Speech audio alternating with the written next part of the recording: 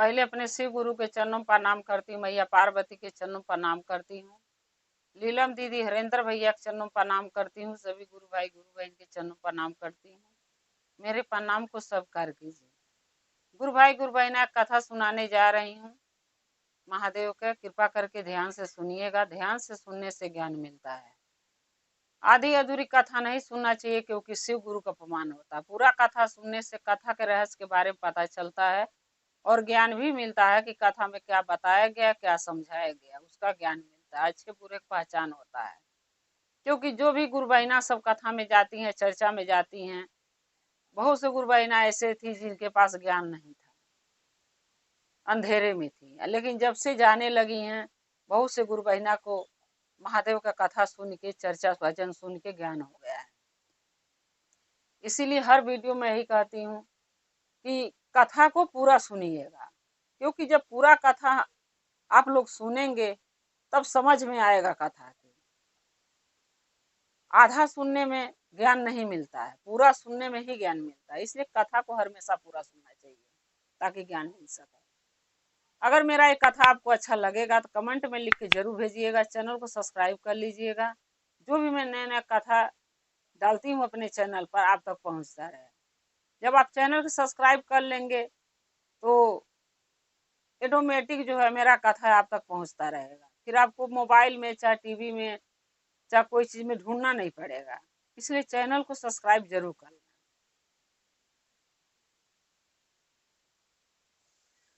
एक गांव में एक किसान रहते थे। उस किसान को एक लड़की थी।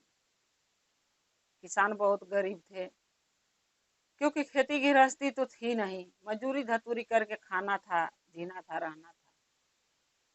उनके एक लड़की थी। किसान एक दिन क्या हुआ कि अपने गरीबी से होता है इंसान, जब गांव में काम काज नहीं मिलता है, भर पेट खा नहीं सकता कमा के, तो लोग भाग के बाहर जाता है कि चलो शहर में जा कमाएंगे। तो किसान ने अपना घर द्वार छोड़ के शहर में चला आया, क्योंकि छोटा सा एक मड़ई का घर था, तो छोड़ दिए, चले आए शहर में रहने। शहर में आए, बहुत पसरेमई किए, बहुत मेहनत किए, तो एक झुग्गी बनाए। झुग्गी बनाए, जब झुग्गी टूटा तो उनको जमीन मिली उसके बदले, तब वहाँ एक कमरा वो बनाए।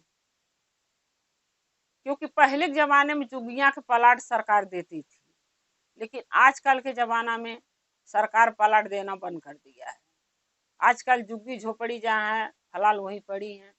आगे प्लाट उनको मिलेगा कि नहीं मिलेगा कोई पता नहीं, तो सरकार जाने। तो जब उनको जमीन मिला तो उन्होंने एक कमरा बनाया। उसी कमरे में रहते थे अपने बीवी और लड़की के साथ किसान, और मेहनत मजूरी करके अपना गुजारा करते थे। लेकिन जो लड़की उनकी थी वो महादेव की शिष्या थी, महादेव के भक्त थी। क्योंकि जब किसान की पत्नी मंदिर जाती थी पूजा करने महादेव के, तो वो भी साथ में लड़की जाती थी। होता क्या है गुरु बहिना, बच्चों के जिस सांचे में ढालोगे उस सांचे में वो ढलते हैं। अगर कोई भी बच्चा जब बचपन से उसको पूजा पाठ देखेगा करते कि घर में मेरी दादी कर रही है, मेरी माँ कर रही है, तो वो बच्चा उसी तरीके से सीखता जाता है, तो आगे चल के वो भी महादेव का भक्त बन सकता है। और जब बच्चा घर में गलत चीजें देखेगा, गलत बातें सुनेगा, तो आगे चल के वही उस सीख के आगे बनता है। तो जब किसान की पत्नी मंदिर जाती थी तो अपनी बेटी को लेके जाती थी, तो वो जो बेटी थी किसान की, वो देखते देखते माँ पूजा कर रही है, महादेव का चर्चा भजन में जा रही है, तो वो भी साथे साथे जाने लगी। जाते जाते उसको इतना मनोलत लग गया, महादेव का आदत बन गया है, होता नहीं का आदत।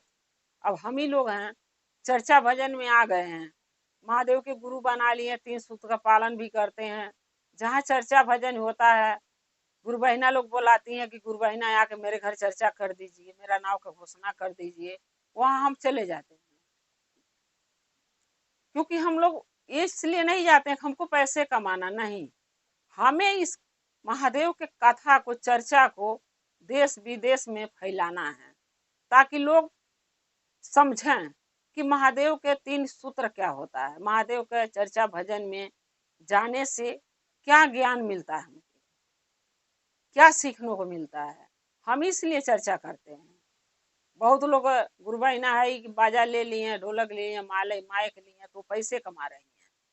हम जहाँ जाती हूँ अपना चीज फ्री में ले जाती हूँ, मेरे को 1 रुपया नहीं चाहिए किसी का। मैं ये चाहती हूँ कि लोग जागरूक हो महादेव के लिए, उनका भजन चर्चा कीर्तन करें, लोग अच्छा ज्ञान बुद्धि मिल सके। क्योंकि इंसान को जी रहा तो भी और मरेगा तो भी एक दिन जाना है महादेव के ही शरण में। यहाँ भी उन्हीं शरण में है, जाएंगे तो उन्हीं शरण में जाएंगे। तो हम लोग चर्चा भजन इसलिए करते हैं कि महादेव के लिए, कि उनके भक्ति में लगे रहें। किसी के घर फालतू घूमने से, जाने से, बैठने से अच्छा है कि अपने भजन भाव में लगे रहो। क्योंकि जिंदगी जब इंसान का हम लेकर आए हैं तो भजन भाव बहुत जरूरी है।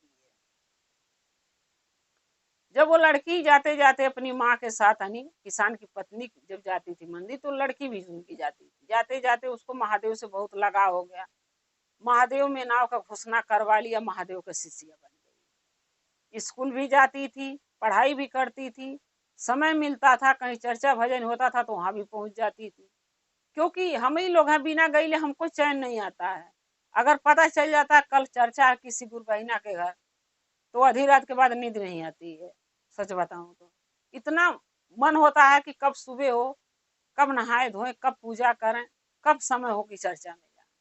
उसी तरीके वो लड़की का भी मन लग गया।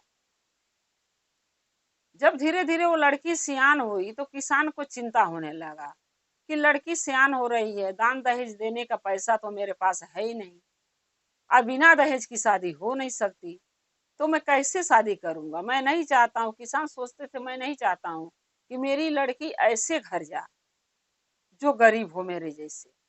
जैसे मेरी पत्नी मेरी बीवी जीवन भर दुख उठाई है, गरीबी में जी है, मैं नहीं चाहता हूँ मेरी बेटी भी गरीबी में जिंदगी गुजारा है। हर माँ बाप सोचते हैं गुरबाई ना उसकी बेटी अच्छे घर जा, खुशहाल रहे, सुखी रहे, वैसा किसान भी सोचते थे। लेकिन साथ में जो लड़की भक्ति तो महादेव का करती थी, पूजा पाठ चर्चा भजन में जाती थी, लेकिन दानी भी बहुत थी। अगर घर में कुछ भी रहता था, कोई द्वार पर आ जाता था मांगने, भिखारी, मगर उसको बिना दिए वो मानती नहीं थी, चाहे थोड़े दे लेकिन देती थी। उसके घर एक जो है कि बाबा आते थे, संत, एक बाबा आते थे रोज डेली भिक्षा मांगने। वो लड़की जो भी उसके किसान के जमा पूंजी रहता था, अनाज हुआ चाहे पैसे हुआ, जो भी 1-2 रुपया होता था, उनको भिक्षा जरूर देती थी। अपरत दिन वो आते थे बाबा, अपरत दिन वो भिक्षा देती थी। ये सब देख के किसान भी खुश रहते थे, उनकी पत्नी भी, कि मेरी बेटी साथ में दान पुण्य भी करना जानती है। जब लड़कियां बड़ी होती हैं गुरबहिना, तो माँ बाप का चिंता बड़ा होने लगता है कि कैसे शादी करेंगे। ये जमाने में तो बिना दहेज के शादी होने वाला नहीं। किसान ने सोचा कि चलो खोजते हैं, आगे का काम महादेव संभालेंगे। किसान लड़की के लिए लड़का ढूंढने लगे, साथ में लड़का भी ढूंढना था, और उनको चिंता भी था कि पैसे है नहीं, दहेज कहाँ से दूंगा, तो अच्छा घर पर मिलेगा कहाँ से। कई जगह गई, कहीं ठिकाया नहीं। एक जगह कोई बताया कि इस गांव में एक लड़का है, वो माँ बेटे दोनों रहते हैं और धन दौलत बहुत है, घर द्वार भी अच्छा है। किसान सोचने लगे कि जब इतना है उसके पास तो दहेज तो मांगेगा। फिर भी किसान ने हिम्मत जुटा कर उसके दरवाजे तक गए। गए तो लड़के की माँ मिली, उससे पूछे क्या आप अपने लड़का की शादी करना चाहते हैं, कोई बताया है मुझसे। वो बोली हाँ मेरे लड़का की शादी करना है, लेकिन आप क्यों पूछ रहे हैं। वो बोले किसान की मेरी एक लड़की है, इसीलिए मैं भी लड़का ढूंढ रहा हूँ लड़की के लिए, इसीलिए पूछ रहा हूँ। बोली अच्छी बात है, लड़के की माँ बोली। फिर एक किसान ने पूछा कि आप मांग क्या है आपका, मान लीजिए दहेज क्या आप लेंगे। तो वो बोली कि एक 4 पहिया गाड़ी चाहिए, सीकड़, अंगूठी, सोने का चैन। किसान बोले कि देखिए हमारे पास इतना तो है नहीं, लेकिन जो भी थोड़ा बहुत है तो लड़की के ही तो मेरे है, कोई और तो औलाद मेरे है नहीं। तब लड़के की माँ पूछती आपके पास क्या है। किसान ने बोले देखिए हमारे पास धन नहीं है, रुपया नहीं है कि हम दहेज दे सकें। गांव में खेती भी नहीं है कि बेच के दे दूं आपको दहेज। लेकिन हाँ, गांव छोड़ के जब आया तो शहर में एक झोपड़ी डाला था, जो कुछ दिन के बाद सरकार तोड़ी और उसी का एक जमीन दी है टुकड़ा, उसी पर एक कमरा बना के रहते हैं, बस वही मकान है मेरे पास। वो जो औरत थी जिसका एक लड़का था, माँ बेटे दोनों बहुत खुश हुए क्योंकि वो लालची थी, उसको दहेज चाहिए था। सोचने लगी नगद पैसे नहीं देगा तो क्या हुआ, शहर में उसका अपना घर तो है, बहुत है, हम तो किराए पर रहते हैं, उसको तो अपना कम से कम है।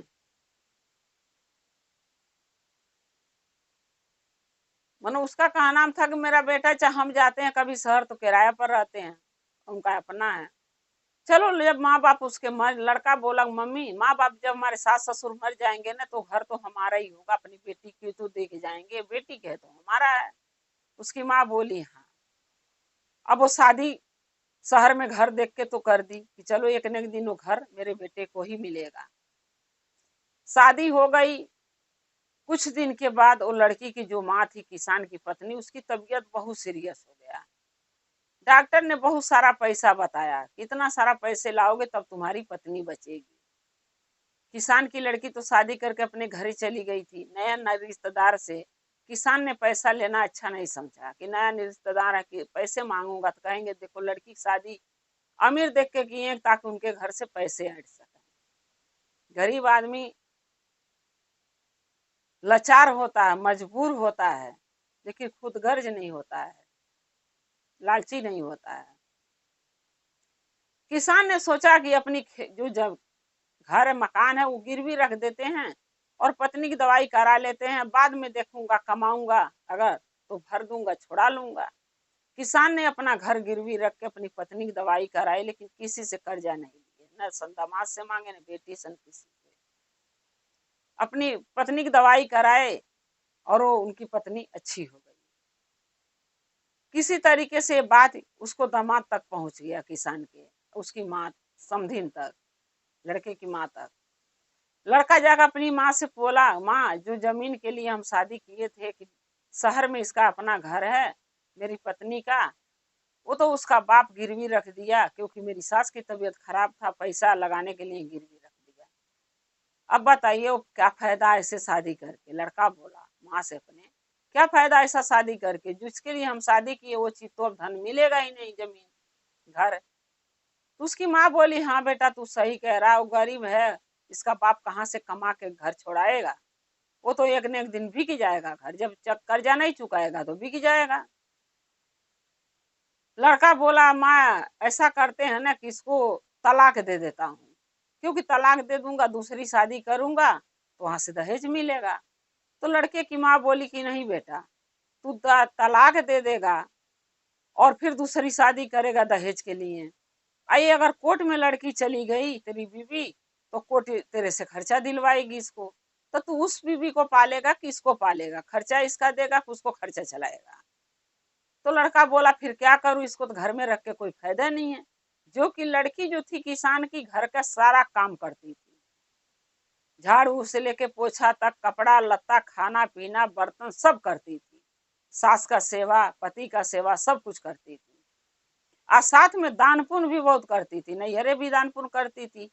जो बाबा ससुर नैहरे में इसके आते थे भिक्षा मांगने, वही बाबा इसके ससुराल में जाते थे भिक्षा मांगने, और उस बाबा को भिक्षा ससुराल में भी वो देती थी।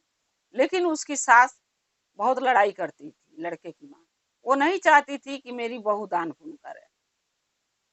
वो बार बार यही कहती थी तेरा बाप तो दहेज 1 रुपया दिया नहीं, और तू आई है तो जो मेरा बेटा का जमा पूंजी कमाई है वो तू लुटाने में लगी है, दान पुण्य करती है। कोई भी साधु महात्मा आता है। वो लड़की बोलती थी माँ जी क्या हो गया, अगर भगवान महादेव धन दिए हैं तो थोड़ा सा दान तो करना चाहिए, यही दान पुण्य तो मिलता है। लेकिन वो कहते हैं ना जो चर्चा भजन में गुरुबहिना नहीं जाता उसके पास ज्ञान भी नहीं मिलता है। ज्ञान रहे तब तो समझे कि दान पुण्य करना कितना जरूरी है। वो लड़ाई करती थी, वो कहती थी मुझे कुछ नहीं पता, लेकिन तू यहाँ से कोई भिखारी भीख मत दिया कर। उसके बाद जब वो लड़का बोला कि मैं अपनी पत्नी को तलाक देना चाहता हूँ, तो उसकी माँ बोली कि इसको खर्चा सरकार दिलवा देगी, तो तू कमा किसका किसका खर्चा उठाएगा, नई वाली बीबी का पुरानी वाली का। तब उसका लड़का बोला कि क्या करूं माँ फिर। उसकी माँ बोली कि तलाक देने से अच्छा है कि तू इसको जान से मार दे। अब देखो लड़का की माँ की बात सुन के वो भी तैयार होगा अपनी बीवी को जान से मारने के लिए। लेकिन वो कहते हैं ना गुरु बहिना, जागो राके साइया मार सके ना कोई, बाल बांका कर न सके जो जग बैरी हो। अगर किसी को जबले महादेव नहीं चाहेंगे किसी को मारना, तो कोई कितनो कोशिश करे मार नहीं सकता किसी को। आया अब लिखा होगा मारने के लिए, तो इंसान को कोई बचा नहीं सकता। अब क्या हुआ कि दोनों माँ बेटा प्लान बनाए। आदमी प्लान बनाया, उसका पति अपनी पत्नी को मारने का, सास प्लान बनाई बहू के मारने का। अब क्या हुआ कि कुछ दिन के बाद उसकी पत्नी की तबीयत खराब हो गया, जुकाम खांसी बुखार सब हो गया। एक दिन उसकी किसान की लड़की बोली अपने पति से कि हमें दवाई ले चल के दिलवा दीजिए, हमारी तबीयत बहुत खराब है, नाक भी जाम हो गया जुकाम से, कोई भी चीज का महक हमके पता नहीं चलता है, सब्जी जल्ला चावल जल्ला कुछ पता नहीं चलता है, क्योंकि जुकाम से परेशान हुआ, साथ में बुखार भी है। वो लड़का बोला कि नहीं, तेरे बाप क्या दहेज मुझे दिया है कि मैं तेरे को दवाई कराऊं, चुपचाप तू काढ़ा ओढ़ा बना के पीऊ, ठीक हो जाएगी। अब जब पति नहीं कराएगा तो पत्नी कहाँ जाएगी, बेचारी चुप हो गई। जब 10 दिन 8 दिन बीत गया, तो उसकी माँ बोली कि बेटा उसको दवाई के बहाने ही उसको मारना है, तो तू क्यों नहीं उससे बात करता है कि चल दवाई दिला के लाऊं। गया उससे बोला अपनी पत्नी से, उसका पति यानी वो उनका औरत का लड़का बोला कि तेरा तबीयत ठीक हो गया। अपनी पत्नी से पूछा, बोली नहीं अभी कहाँ ठीक हुआ, अब दवाई नहीं लाए तो कहाँ से ठीक हो जाएगा। उसका पति बोला कल दवाई लेने चलेंगे, सुबह तैयार हो जाना। अब जो किसान की लड़की थी उसको आधी रात के बाद नींद ही नहीं आए। कभी भी जो पति अपनी पत्नी की एक भी बात नहीं सुनता था, और उस दिन बहुत प्यार से बोला कि मैं तुझे दवाई दिलाने कल ले जाऊंगा, तो खुश क्यों ना रहे। उसके चेहरे पर मुस्कुराहट आ गई। बोली ठीक है। सुबेरे जल्दी जल्दी उठी 4 बजे, झाड़ू पोछा बर्तन सब करी, खाना बनाई, और खाना बना धो के तैयार हो गई। लेकिन सास से पूछ के खाना नहीं बनाई, अपने मर्जी से बना दी, इतना गलती करी हो। तैयार होके बैठी है कि हमारे आदमी लिया हमके दवाई लेने जाएगा। देख रही है माँ बेटा दोनों तैयार होके घर में से निकल के द्वार पर आ गए, जा रहे हैं। तब उसकी पत्नी बोली किसान की लड़की, मैं भी चलूंगी दवाई आने। बोले थे आप क्यों नहीं लिया जा रहे हैं, हम रात को तो बात बोले थे लिया चलूंगा। तब उसका लड़का यानी उसका पति बोल रहा है कि नहीं, अभी मैं अपनी माँ के मंदिर छोड़ने जा रहा हूँ, मंदिर से छोड़ के घुमा के लाऊंगा पूजा करवा के, तब तेरे को मैं दवाई लेने चलूंगा। तब तक तू एक काम कर खाना बना ले। तो बोली खाना बना दी। बोला क्या बनाई है, तो बोली सब्जी रोटी। बोला सब्जी रोटी नहीं, नाश्ता बढ़िया बनाओ, अभी माँ आएगी मेरी, हम दोनों खाएंगे माँ बेटे, उसके बाद चलेंगे। बोली ठीक है। अब दोनों माँ बेटे क्या किए, मिल के माँ के कहने पर पति उसका गैस सिलेंडर का जो पाइप होता है उसको हल्का खोल दिया, ये सोच के जब मेरी पत्नी खाना बनाने आएगी माचिस जलाएगी तो आग लग जाएगा, और उसी आग में जल के मर जाएगी। अब क्या हुआ कि दोनों माँ बेटे तो मंदिर के बहाने घर से निकल गए, क्योंकि वो जानती थी उसकी माँ कि घर में रहेंगे या मेरी बहू अगर जल के मरेगी तो लोग यही कहेंगे कि यही दोनों मारे। अगर हम लोग घर में नहीं रहेंगे तो कह देंगे हम लोग तो घर थे नहीं, हम तो मंदिर गए थे, आग लगी कैसे हमें तो पता नहीं है। इस तरीके हम लोग बच जाएंगे अगर मर जाएगी तो। अब उतने में जब ये दोनों माँ बेटा निकल गए, तो फिर वही बाबा, वही महात्मा भिक्षा मांगने उसके घर पहुंच गए। जब घर पहुंचे तो लड़की जब दरवाजा खोल के भिक्षा देने आई तो गैस का बदबू बाहर निकला, दरवाजा खुला तो। तब वो महात्मा बोल रहे हैं कि बेटा तुम्हारे घर में गैस महक रहा है। वो लड़की बोली नहीं बाबा, अभी तो मैं अपने सास के लिए भोजन बनाना है मुझे, क्योंकि जो बनाई हूँ उनको पसंद नहीं, बोल के गए मेरे आदमी दूसरा खाना बनाइयो, तो अभी तो मैं खाना बनाने जा रही हूँ। तो गैस तो मैं जलाई नहीं, तो महक कहाँ से रहा है। तब वो बाबा बोले कि नहीं बेटा ध्यान दो, तुम्हारे घर में से गैस निकल रहा है। बोली बाबा मैं क्या पता चले हमके हमके तो जुकाम हुआ है, खांसी है, बुखार है, नाक बंद है, तो महक आएगा कहाँ से। जब बाबा घर में घुस के देख रहे हैं तो गैस का पाइप खुला हुआ है, तो आधा आधा बंद है और गैस लीक हो रहा है।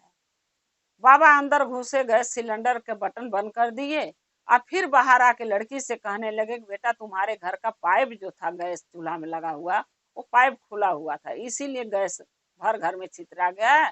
खिड़की दरवाजा खोल दो ताकि गैस निकल जाए, नहीं तो खतरा है माचिस उचिस जराओगे। वो लड़की बोली बाबा कैसे गैस खुल गया। बोले ये नहीं मुझे पता, क्यों को बताए नहीं। बोली ठीक है, गई खिड़की दरवाजा खोल दी,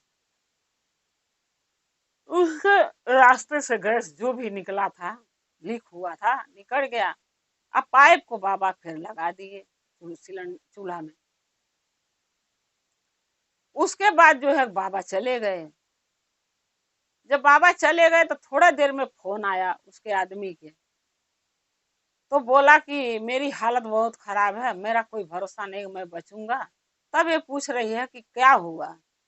बोला कि हमारा गाड़ी का एक्सीडेंट हो गया। माँ तो वहीं तुरंत मर गई, एक्सीडेंट हुआ था, और मैं ना के बराबर ही मेरा सांस चल रहा है, बस थोड़ा होश है कि जो मैं तेरे से बात कर रहा हूँ, जल्दी से हॉस्पिटल आ जा, तुझसे माफी मांगना है। अपनी पत्नी से बोला। तब उसकी पत्नी सोच रही है कि हो कहा रहा महादेव, घर पे गैस सिलेंडर खुला, पाइप के खुला रह गया, और अगर मैं माचिस जलाती तो मैं जल के मर जाती। गैस पूरा घर में पस हो गया था, फैल गया था। और मेरे सास और मेरा पति मंदिर गया तो वहां पर उनका एक्सीडेंट हो गया और मेरी सास मर गई, मेरा पति हाथ गोड़ में चोट आई है। ये बाबा आप क्या कर रहे हो। महादेव को बोलने लगी। जब वहां गई मंदिर तो जाके देख रही है, उसका पति बोला, हाथ जोड़ के माफी लगा मांगने। बोली क्या गलती की हो माफी मांग रहे हो, तुम तो कुछ गलती किए ही नहीं, तो माफी किस लिए मांग रहे हो। तब सच्चाई बताया कि देख मैं तुझे मारने के लिए जाल बिछाया, मैं और माँ मेरी मिलके, क्योंकि जो खेत था जरे जो घर था तेरा शहर में, हम लोग सोचे तेरे माँ बाप मर जाएगा तो घर हमें मिल जाएगा, तेरा है तो मेरा है। लेकिन तेरे बाप ने तेरी माँ बीमार पड़ गई, वो गिरवी रख दिए, और ये सोचे हम लोग कि माँ बेटा तो घर छूटेगा तो है नहीं, तो बेकार है तेरे साथ रहना। मैं बोला माँ से तलाक दे दूं, माँ बोली नहीं उसके जान से मार दो। सो तेरे को मारने के लिए हम लोग पलाने किए थे। गैस चूल्हा का जो पाइप है वो मैं ही खोला था, ताकि तू खाना बनाने के बहाने जा, माचिस जला और जल के मर जा। हम लोग माँ बेटा दोनों झूठ बोल के कि मंदिर जा रहे हैं, मंदिर नहीं गए, हम लोग मार्केट चले आए थे। सो टेम्पू में जा रहे हैं, टेम्पू की एक्सीडेंट हो गया, माँ तो वहीं मर गई और मेरा भी सांस चल रहा। मगर मुझे माफ कर दे, मैं तुझसे माफी मांगने के लिए शायद मैं जिंदा हूँ, मुझे माफ कर दे, ऐसी गलतियां नहीं करूंगा। तब उसकी पत्नी बोली, किसान की लड़की, कि नहीं नहीं आप झूठ बोल रहे हैं, क्योंकि विश्वास नहीं कर रही थी उसके बातों का। बोला नहीं मैं भी झूठ नहीं बोल रहा हूँ, सच बोल रहा हूँ, गैस का चूल्हा का पाइप मैं ही खोला हूँ, मुझे माफ कर दे, तू तो बच गई। लेकिन जो मैं पाप किया उसकी सजाए महादेव हमें दे दी है। मेरी माँ तुरंत मर गई और मैं भी जाने वाला हूँ दुनिया छोड़ के, सो मुझे माफ कर दे ताकि मैं आसानी से मेरा प्राण निकल सके। अब क्या करती बेचारी, जब उसके अपने गलती के एहसास हुआ तो माफ तो करना है, क्योंकि पत्नी है उसको। क्या करी कि उसको माफ कर दी। अब बोली कि हे भोलेनाथ, न मेरे कोई औलाद है, न मेरी सास जिंदा है, अगर मेरा पति के भी आप उठा ले जाओगे, छीन लोगे मुझसे, तो मैं किसके सहारे जीऊंगी। अरे बेटी बेटा हो या तो आदमी, इसी सबके सहारे का औरत जीती है। औलाद मेरे पास है नहीं, और जो पति है वो भी चला जाएगा, तो मैं किसके सहारे जीऊंगी। हमारे पति के जीवन दान दे दो बाबा। आज तक मैं कुछ भी नहीं आपसे मांगी, लेकिन आज अपने पति की जिंदगी मांग रही। किसान की बेटी महादेव के मंदिर में जाकर बोली कि बाबा हमारे पति की जीवन दान दे दो। महादेव ऐसे किए कि उसके पति के जीवन दान दे दिए, उसका पति मर के जिंदा हो गया। किसके लिए, किसके वजह से? उसके पत्नी की वजह से। जब जिंदा होके घरे आ गया सही होके, तब फिर बोला उससे, अपनी पत्नी से, कि मुझे जो नहीं करना चाहिए मैंने करा तेरे साथ, और उसका अपने कर्मों की सजाई मैं पा गया, मुझे माफ कर दे। तब उसकी पत्नी बोलती है, अगर सच्चे मन से आपको पछतावा है कि आपने गलती किया है, तो आप हमसे नहीं महादेव से माफी मांगेंगे, आपको वो माफ करेंगे। तब किसान की पत्नी के, किसान की बेटी के जो पति था, पति पत्नी दोनों महादेव के मंदिर गए और माफी मांगे। और उसकी पत्नी बोली, हे भोलेनाथ, छोटे पर से आपका सेवा कर रही, भक्ति भाव कर रही हूँ, हमें दर्शन दीजिए बाबा, अगर मेरी कोई गलती नहीं तो हमें दर्शन दीजिए। महादेव किसान की लड़की के दर्शन दिए। बोले कि मांग, क्या मांगती है? तब किसान की लड़की बोलती है कि हे भोलेनाथ, बस इतना कर दीजिए कि हम आपके सेवा में लगे रहें, आपके दिया हुआ हमारे लिए खाने पीने का, रहने का सब ठिकाना, ससुराल में है तो सब ठिकाना ही है, लेकिन तो जो हम कभी गलती किए हों तो माफ कर देना। महादेव उसको दर्शन दिए, उसके पति को क्षमा कर दिए, और उसको दर्शन दे के बोले कि जा, जब तक तू जिएगी मेरी भक्ति में लगी रहेगी, फिर भी कोई कमी हो तो एक बार याद कर लेना मुझे। गुरु भाई गुरु बहना, अब देखिए यही पाप है, जब हम किसी के लिए गड्ढा खोदते हैं, उसको मार देते हैं गिरा के, तो पाप कहाँ जाएगा? एक न एक दिन तो फूटेगा पाप की घड़ा भर के। माँ बेटा मिल के, वो अपने पत्नी को मारना चाहता था, वो अपनी बहू के, दोनों माँ बेटा मिल के मारना चाहते थे किसान की बेटी को, लेकिन हुआ उसका उल्टा।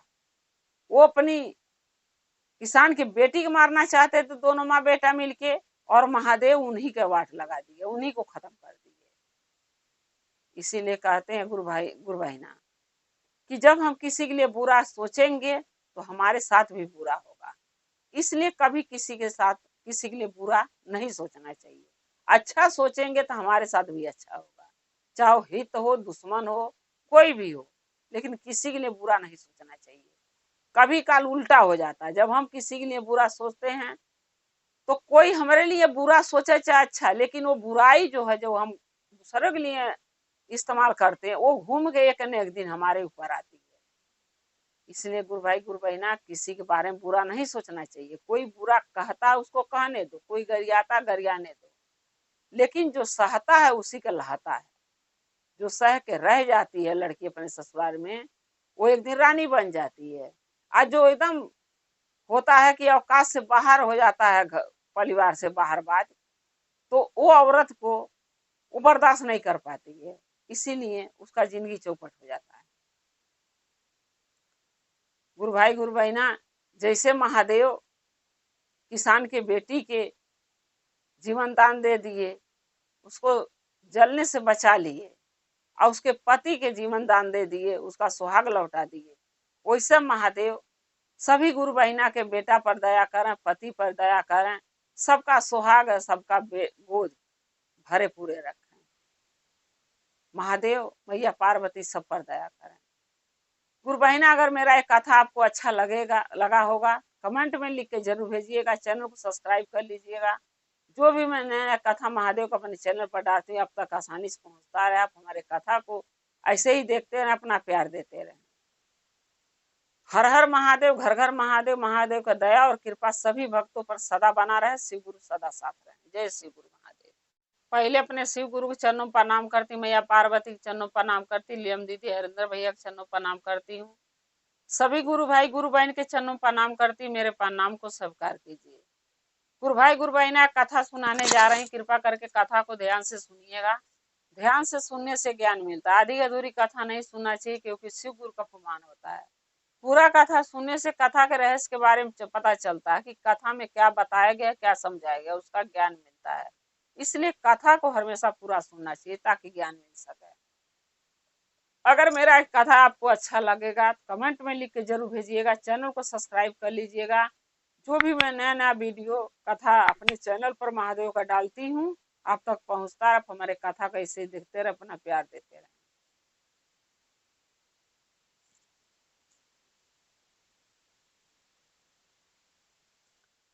एक गांव में महादेव का मंदिर था। उस मंदिर में एक पंडित जी रहते थे, लेकिन पंडित जी ऊंच नीच जाति में भेदभाव बहुत करते थे।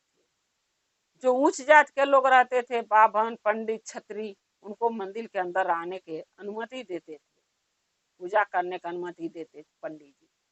आज जो नीच जाति होते थे उनको मंदिर में नहीं आने देते थे।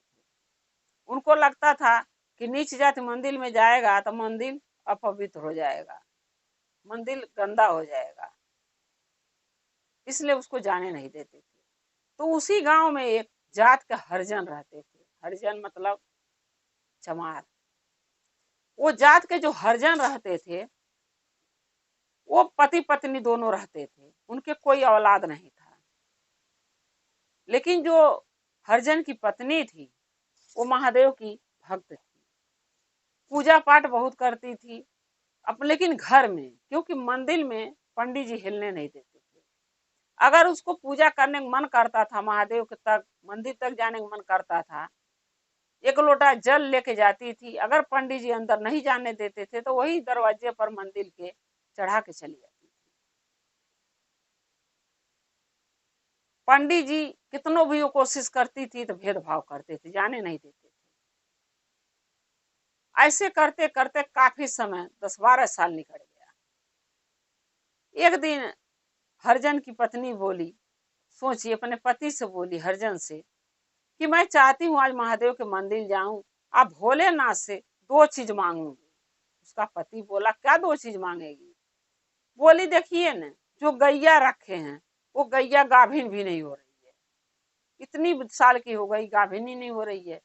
हम जो हैं, हमारी गोद आज तलक सुनी है। महादेव एक औलाद में ही नहीं दिए, चाहे लड़की चाहे लड़का, कुछ तो दे देते ताकि मेरी भी गोद हरी भरी हो जाती और गैया गाभिन हो जाती। तो उसका पति बोला, हरिजन बोला अपनी पत्नी को कि तू जाएगी तो पुजारी तो मंदिर के अंदर घुसने नहीं देंगे, तो तू कैसे मांगेगी महादेव से?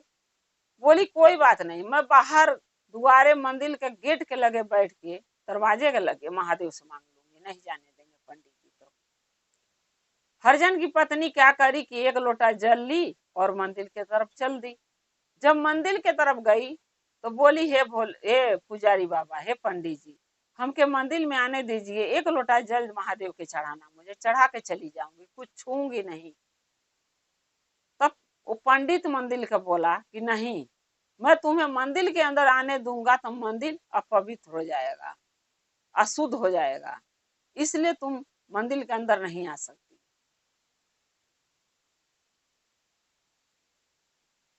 तब वो हरिजन की पत्नी बोली कि पंडित जी, ये क्यों ऐसा आप करते हैं? जात पात में भेदभाव क्यों कर रहे हैं? मान लीजिए ऊंच हो जात चाहे नीच जाति हो, भगवान तो नहीं बना के भेजे, यहाँ तो इंसान जात पात बनाया है, तो सो हमें आने दीजिए। पंडित मंदिर के बोला, नहीं, मैं तुम्हें आने नहीं दूंगा, आई तो मुझसे बुरा कोई नहीं होगा।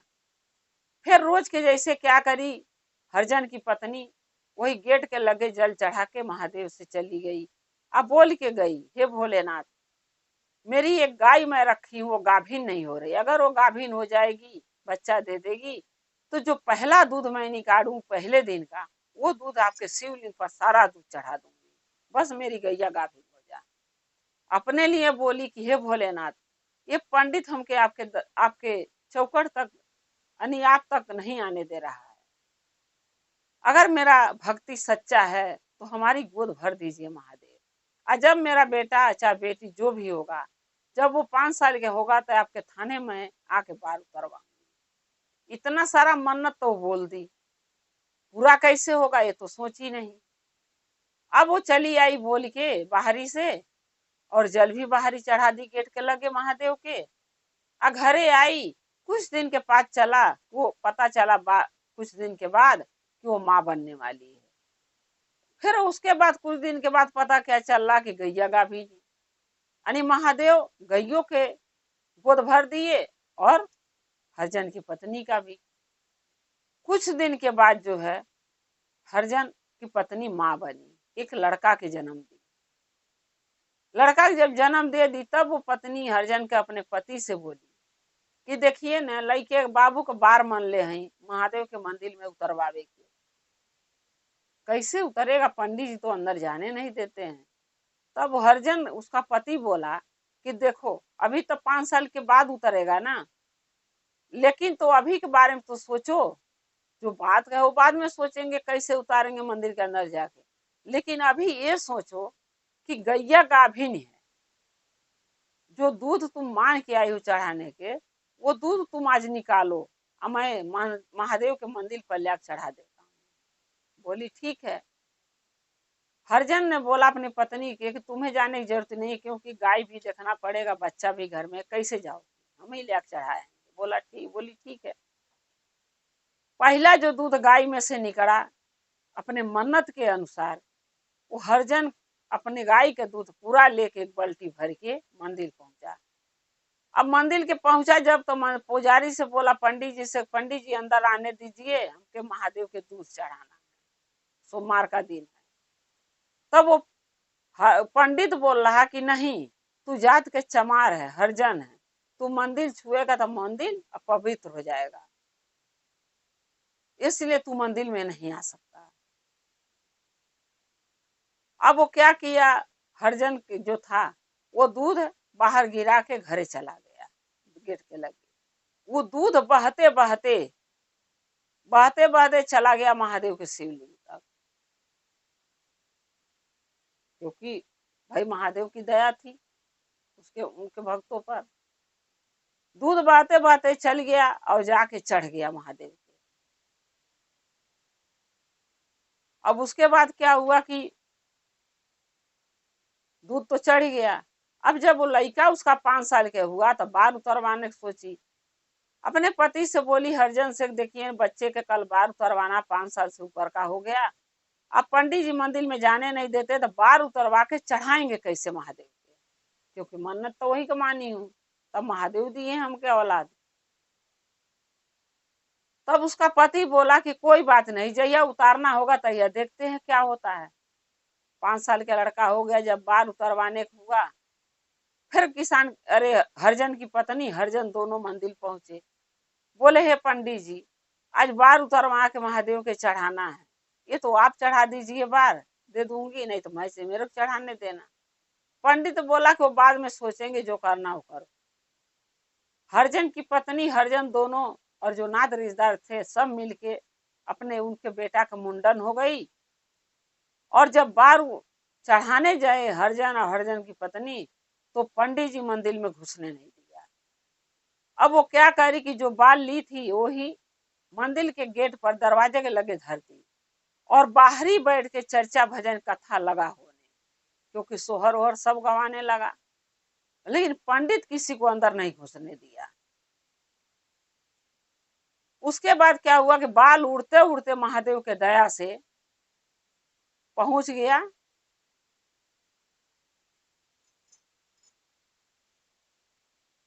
वहां पे मंदिर पर शिवलिंग के लगे, चढ़ गया जाके, बाल जाके चिपक गया शिवलिंग।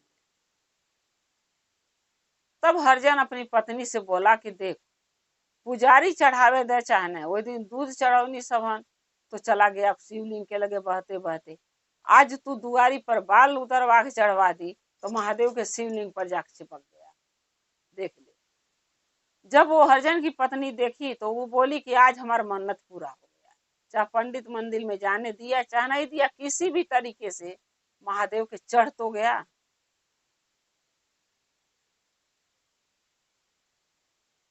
अब दोनों बाल उतरवा के पूजा पाठ भक्ति कई के जा रहे थे।